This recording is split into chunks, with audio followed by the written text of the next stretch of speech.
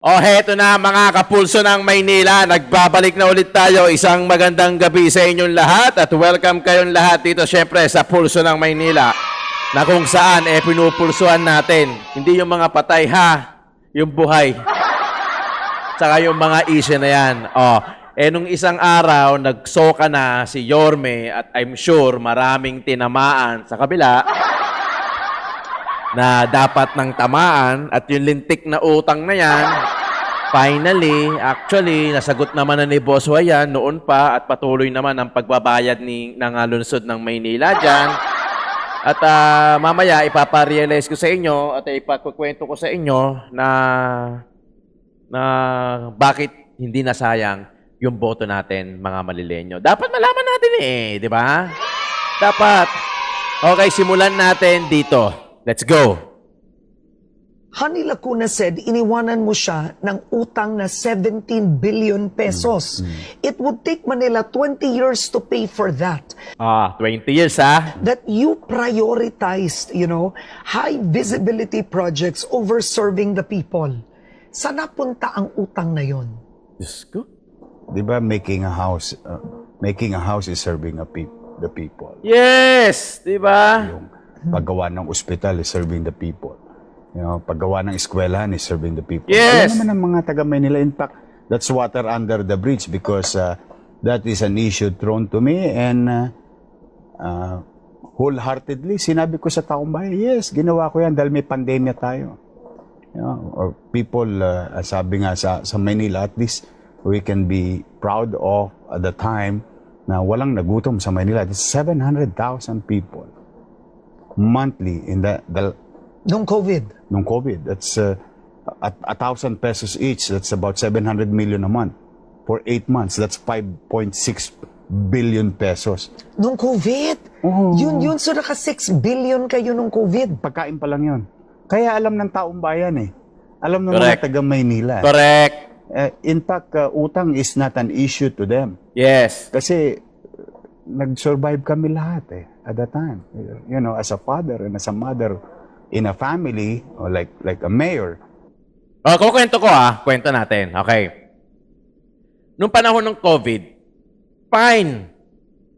Sa live ni Yorme, katabi pa niya si Hanen Lacuna, sinabi niya, imbis na marinig niyo sa iba, yes, umutang ako. Natatandaan niyo yung video na yun? Umutang. Okay, umutang. Nung panahon ng pandemya. Okay. Papaalala ko lang sa inyo, nung panahon ng pandemya, na kung saan, hindi tayo sigurado kung sino ang tatamaan ng COVID at kung may tamaan nga, kung makakasurvive siya o hindi. Totoo yan. Di ba? Takot na takot tayo. Ito pa nga style natin Ito pa style natin. Pag mayroon tayong nakitang ambulansya na tumapat doon sa bahay nung panahon ng mga pandemya, di ba nagtatanungan kayo, sino kaya? Di ba? Tapos yung iba hindi na nakakabalik. Sad to say, hindi na nakakabalik. Na-deads na. Totoo yan. Di ba? So, anong problema dun sa utang? Hindi mo pa nga sure ng mga panahon na yun kung makakasurvive ka So, hindi naman ikaw magbabayad ng utang Di ba? Yung gobyerno. Okay, fine. Umutang si Yorme para sa amin, Maynila. Naka-buwan-buwan. Naka-food packs kami. Sinumbat yan. Okay, sinumbat yan ng dating administrasyon na kesyo ganito, maraming utang. It took 20 years para mabayaran yung 17 million na inutang na yan na sinasabi na mas prioritize daw ni Yorme Isko Moreno magpatayo ng mga vertical housing at hospital rather than serving the people. Bakit? Para saan ba yung mga bahay? Para sa lungsod ng Maynila. Para sa Manileño. At in fact, napapakinabangan nga. Yung iba nga, marami nang nakatira dyan. Yung mga hospital, para kanino at para saan? Para ba sa mga ibang taga-lungsod dyan? Para sa mga Manileño. In fact, napuntahan na. Babalikan lang natin, onti lang to. Kasi nakakainis na hindi na tayo matapos-tapos doon Di ba? Hindi na tayo matapos-tapos doon. Yan ang pinambabala ng karamihan na gustong sirain si Yorme. Still utang pa din. Well, in fact, maswerte tayong mga taga Maynila. Lagi kong sinasabi sa inyo, maswerte tayong mga taga Maynila dahil binoto natin si Yorme Isko Moreno na alam natin pare-parehas tayo, don't get me wrong. Alam natin Magpaka-real talk kayo. Alam natin kung ano ang history ng Maynila nung wala pa si Yorme Isko Moreno. Aminin nyo, ay laking Maynila ako. Wag tayong magsinungalingan dito. Batang Maynila ako, 1980 ako, Sunday Street ako. Wala na ngayon Sunday Street ngayon, di ba? Nicolas Zamora na.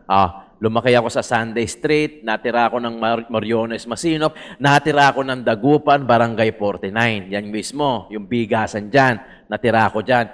Nandoon ako nung tinitiklop yung history ng Maynila right before my eyes. Andun ako. Nung panahon ni Lim, Atienza, Lim, Era, Hani, Isko. At yan, andun tayo niyan. Diba? Andun tayo niyan. Ngayon,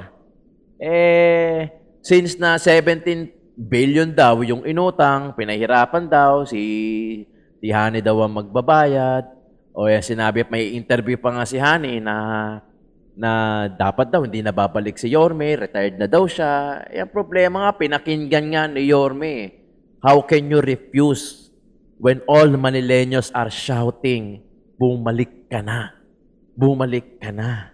Di ba? How can you refuse kung ikaw yung hinihingi ng Manileño? Palibasa kasi hindi ikaw yun eh. Sinasabi mo na turing mo, kapatid.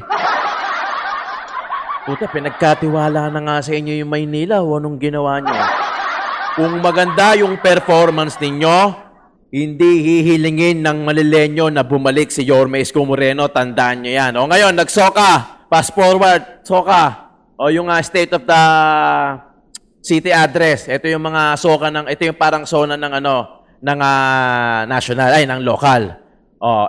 Responsibilidad ng bawat LGU, ng mga mayor na ihatid sa inyo yung report yung trabaho na ginawa nila, true reports, para ipagsabihin sa inyo na kung ano na at kung nasaan na tayo. Kaya huwag kayong tatamarin na panoorin yan. Ito yun. Para malinaw lang. We inherited 14.6 billion pesos of unpaid prior years obligation from the previous Administration.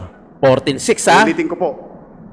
14.6. Hindi katulad ng nasabi ko nung una na 10 billion ata. 10.2 billion PYO or commercial obligation ang iniwan sa atin. Sapagkat nung una ay wala naman pong dokumentong isinumite Wala sa pa. Transition Committee. Wala pang data. But as we progress with time, under our watch, unti-unti na nagdatingan ang mga singilin. Kaya umabot po sa 14.6 billion PYO. 4.6 billion pala yung nadagdag doon sa 10 billion na inassume nila kasi nga syempre wala pang datos nun di ba? Kumbaga in-estimate pa lang nila. Prior years obligation or commercial obligation.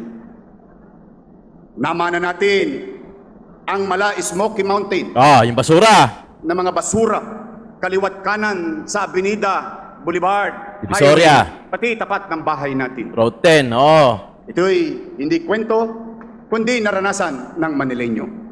Nakita, napanood sa telebisyon. Documented yan, Mga basurang hindi nahakot dahil hindi nabayaran ang garbage contractor. Saan napunta yung pera? Hindi na binayaran, pinalitan pa. At yung pinalit na dalawa, hindi rin binayaran. Para malinaw, para malinaw. Ang napaunang utang sa Lionel ay 800 million pesos. Pinalitan ng bago according sa kanilang pinili na Pileco. dalawang kumpanyang Pileco at Metro Waste Management na nagkautang din ang lungsod na 250 million pesos. Naman na rin natin sa City Hall ang walang kapararakan at pakundangang paggasta sa mga JO. Yan. Shout out sa nakare-relate. Humigit kumulang 200 to 447 million pesos kada buwan. Sos? Ulitin ko po, hindi po taon, kada buwan Puta. na gastos. Di ba? Oh, yung mga ghost na JO dyan. Puta, alam nyo yan.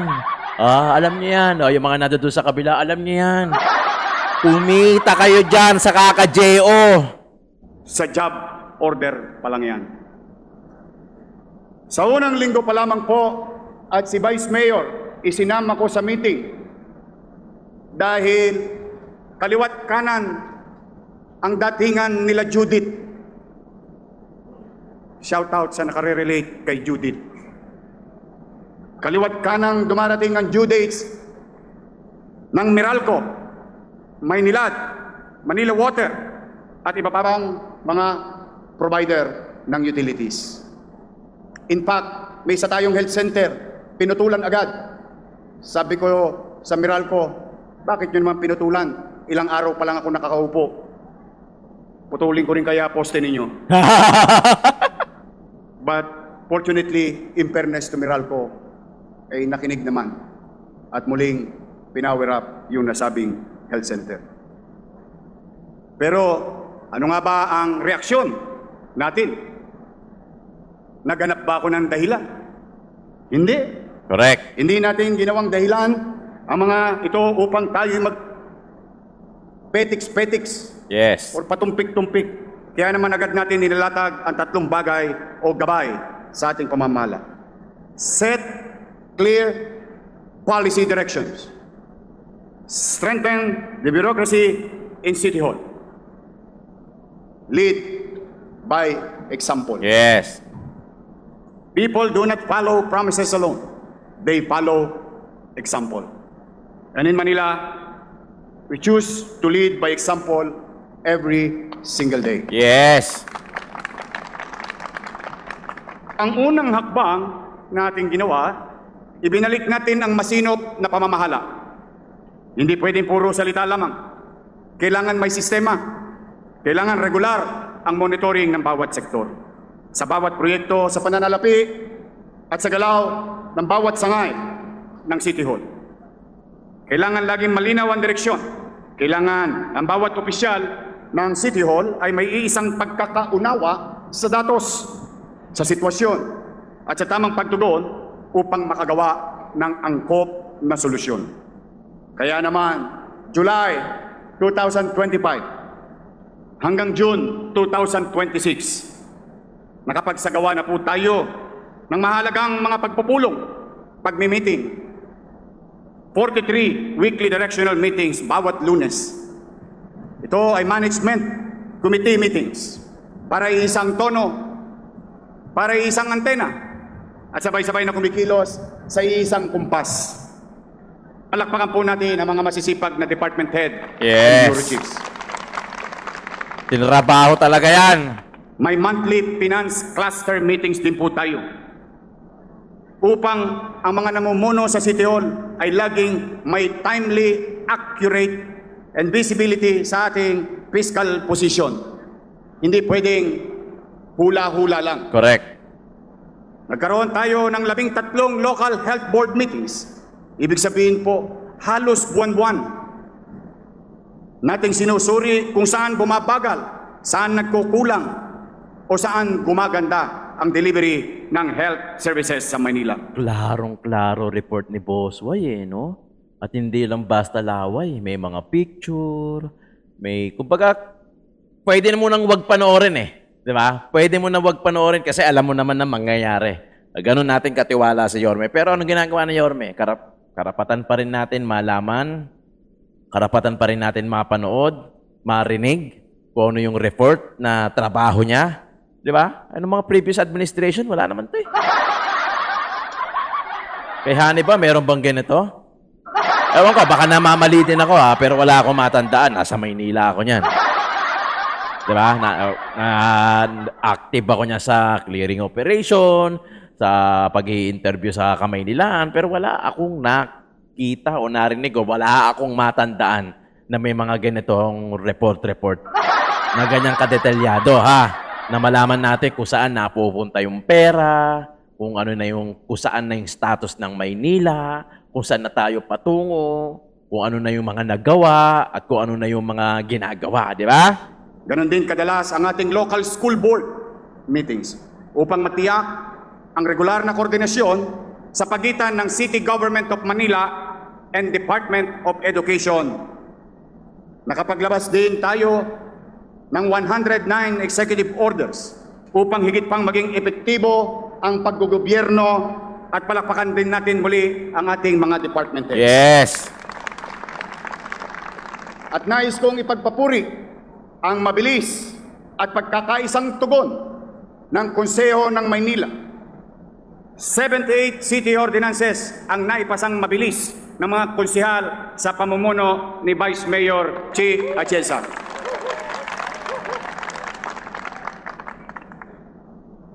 A well-run City Hall means a better Manila for all.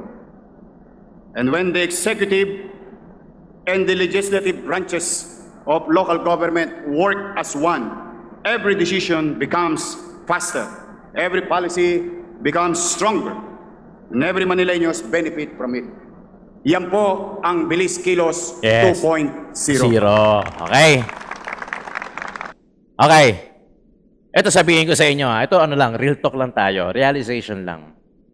Kung halimbawa, yung dalawa yung nanalo, sabihin na natin si Hani Lacuna sa si Sam Versosa. Okay, fine. I do not underestimate how they gonna do their jobs. Pero one thing is for sure, and I will always be so sure na kung si Yorme umupo, mapapanatag ka eh. Di ba? Mapapanatag ka. Ito na lang eh. Nung panahon ni Hani Lacuna, halos walang mag-donate sa City Hall. Totoo! Puta, real talk na tayo. Magkasumbatan na dito. Totoo! Nung panahon ni Hani Lacuna, halos walang siguro meron naman. O sige, paano na natin? Pagbigyan na natin. Siguro meron naman. Meron naman. Okay, fine. Meron. Pero hindi ganito kagaya ng kay kadami ng kay Yorme na halos araw-araw. Nakita ko eh.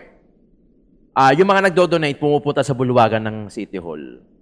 Ang gusto lang naman nila, makapag-donate, makatulong, at syempre, magpa-picture. Totoo naman, syempre, gagamitin na yung picture. Huwag na natin ipagdamot yun. Papa-picture kay Yorme na nag-donate sila. Huwag na natin ipagdamot yun. Kasi, ano din nila yun eh? Attachment nila yun eh. Achievement nila yun. Pero ang tanong ko sa inyo eh, kung kayo yung magdo-donate, payag ba kayo na i-donate nyo, let's say, bigas, motorsiklo, ambulance, pera, pledges, magdo-donate kayo sa taong ayaw nyo, hindi kayo sure o hindi mapagkakatiwalaan, gagawin nyo? Siyempre hindi. Di ba? Pero ganun kalupit ang isang Yorme Isko Moreno. Yung charisma niya, maraming nagdo-donate. Hindi pa nagsasalita si Yorme dyan. Yung lagi niya sinasabi ni Yorme na laway lang ang puhunan. Totoo yun. Pag si Yorme nagsalita, totoo yun. Talagang mamamagnet ka pag si Yorme nagsalita. Hindi dahil nambobola siya, hindi dahil sa laking kalye siya, kaya kilala niya kung paano mambuladas. Hindi. Tapos na siya sa mga ganyang mapatalinghaga. Ngayon, pag siya nagsalita, matik, mamamagnet niya eh. Kasi, nandoon yung trust. Kasi alam mo na yung binigay mo, makakarating sa taong bayan, sa buong Manileño. Kaya maraming nagdo-donate, maraming nagtitiwala. Kahit ikaw mismo hindi ka magdo-donate pagka hindi ka tiwa-tiwala yung pagbibigyan mo, di ba? Dahil ayaw mo rin matulongges. Pero si Boss Y, di ba? Ambulance. So nakaraan, ilang motorsiklo yun? Di ba? NMAX, ilan yun? 20 ba? Hindi ko na alam. Hindi ko na masundan. Kasi sa dami hindi mo masusundan. Yung mga bigas, bibilangin ko pa ba yan? Siyempre, hindi na. Di ba? Pero ang daming nagdo-donate sa bulwagan, sa City Hall. Yung iba nga dyan, baka hindi na na-air eh. Sa dami. Picture-picture na lang. O, maraming salamat sa ganito. Yung picture, wag yung, baka mamaya may sumilip pa sa picture. Wag yung silipin yung picture dahil ano na lang yun. That's the least na pwedeng magawa ni Yorme maliban sa pasasalamat ni Yorme. Picture na lang. Diba? Huwag na natin lagyan ng issue. Ngayon, doon sa mga nagbabato ng mga issue, gaya nila Tomas Maginhawa, nila kwento ng Maynila, na kung ano-ano, sinisilip nyo lang yung pwede nyong ibutas eh. Di ba? Sa sobrang dami account nyo, hindi nyo mapa-blue badge yung account nyo kasi sa blue badge may requirement na magsasubmit ka ng ID at pwedeng makita kung sino yung katauhan ng dami account na yan. Kaya hindi nyo mapa-blue badge. Oh, lahat ng account ko may blue badge. Hintayin nyo lang to, ang pulso ng Maynila, papa-blue badge ko din to. Oh, magsasubmit din ako ng ID. Kasi ganoon eh. Di ba? Kasi pagka ang purpose mo, totoo lang, bakit ka matatakot? O bakit yung iba? Biri mo, Mang Tomas, maginhawa. Tangina. Mga kwento ng Maynila. Di ba? Pangalan pa lang, pagdududahan mo na eh. Di ba? Pangalan pa lang, pagdududahan mo na hindi totoong tao. Tapos hindi mapa-blue badge. Pa-blue badge nyo. Huwag nyo sasabihin na kailangan ng malaking follower sa blue badge. Pwede ba? May channel nga ako dyan. Wala pang 1,000, blue badge na eh. Tinanggal ko na lang kasi hindi ko pa na na-uploadan ng video. Di ba? Pero lahat ng pages ko, Facebook pages ko, lahat yan may blue badge. Kasi nagsasabit ako ng ID at wala akong dapat ikatakot dahil ito real token lang naman to. Totoo lang naman to sinasabi natin, di ba? Yung mga hinahanap lang nila kung ano yung pwede nilang ibutas kay Boss Y. Di ba? Kaya gano'n. Ngayon, ito, panoorin natin, ha? Mga bata, huwag kayong magpapalindang. Marami ngayong kayong napapanood na debate or argumento kung paano pinatutupad yung mga batas. At baka sa dulo, magsisi kayo. In fact, bago pa ho ito po yung live sa City Hall ngayon. Ilang minuto pa lamang ang nakakaraan, an hour or so, nagkaroon na po ng breaking news na sasampahan ng PNP yung mga batang involved doon sa krimen na nangyari sa Tacloban. Now, ano po yung mga naiisip ko na maaaring maging parusa? Ito, panawagan ko. Sa lahat ng mga bata na mag-aaral sa pampublikong elementarya, high school at kolehiyo namin Yari kayo rito. na mauhulihan Yari kayo rito. ng patalim or firearms, ay kayo po ay maaaring idako or iproseso sa expulsion proceedings. Expulsion, Ano ang epekto nito? Once kayo'y nahulihan ng mga patalim or firearms, dinala ninyo, anumang uri ng firearms o deadly weapon na nadala ninyo sa loob ng paralan namin, hindi na po kayo tatanggapin ng 100 plus schools Tama yun. sa lungsod ng Maynila. Tama yun. Kung hindi kayo natatakot sa batas at kayo'y maaaring binobola ng ilan o dito,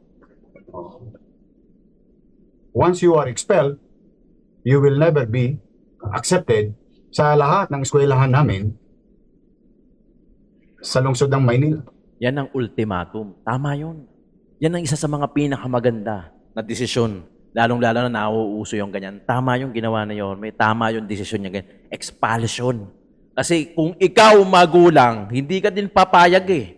Di ba? Hindi ka rin papayag na may naglalabas-masok na may dalang mga firearms. Hindi ka papayag. Talagang, ako, lagi ko sinasabi sa inyo, mga kapulso, na lagi natin ilalagay yung sitwasyon, yung sarili natin sa sitwasyon ng iba para maunawaan natin.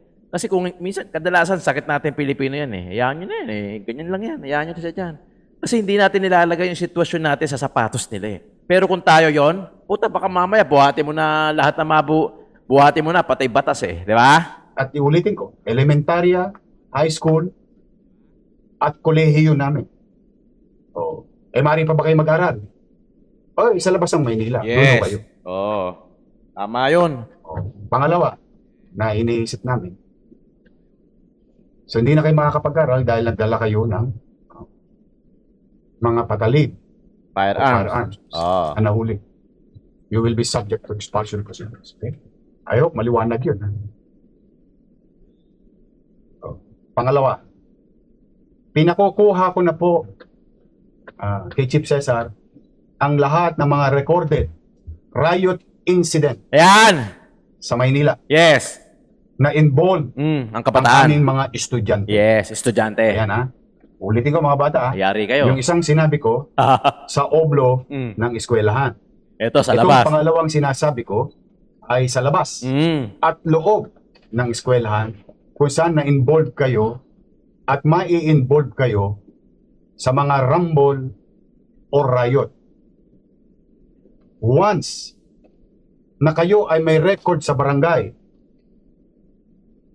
may record sa pulis, Yari. may record Eskwelahan. sa eskwelahan na kayo ay naging bahagi ng mga riot at rumble sa kalsada ng Maynila o saan mang bahagi na mapapabalita at maitatala sa bahagi ng pamahalaan, sa barangay at pulisya, you will receive suspension.